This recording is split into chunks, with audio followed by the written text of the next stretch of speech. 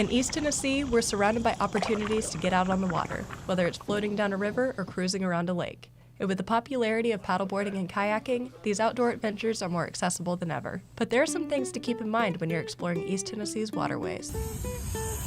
First of all, a life jacket is essential. While only kids younger than 13 are required to wear one, everyone has to have one on board, even if you're just floating around. 25% of our fatalities in Tennessee on the waterways involve paddle sports, so a canoe, kayak, paddleboard. A lot of times it's because they're not wearing that life jacket.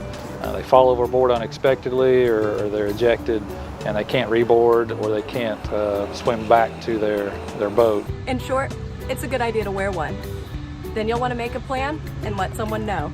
Knowing what section of river you're doing, how long you're going out, letting people know that, and also being aware of any potential hazards and weather patterns. Just you don't want to get yourself caught in a situation that gets you over your head. And get familiar with your equipment. We get people in daily that have never kayaked or paddleboarded, and they have a great time. And it's just a matter of putting yourself out there and trying it and asking questions if you don't know, and we'll kind of front load things for you. Now, 2 more things before we go. Pack plenty of water and wear sunscreen. It's hot out there.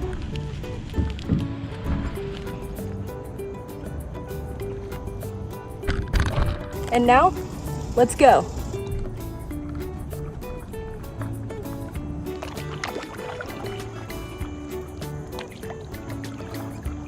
And once you're on the water, be smart about where you paddle.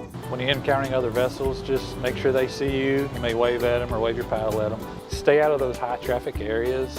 You're allowed to be there, it's just not smart to be there. And of course, enjoy the journey. If you are nervous or scared, you should get out and try it, because Knoxville has tons of great waterways and things happening right within the Knox County borders. So, got tons of recreation potential for all walks of life.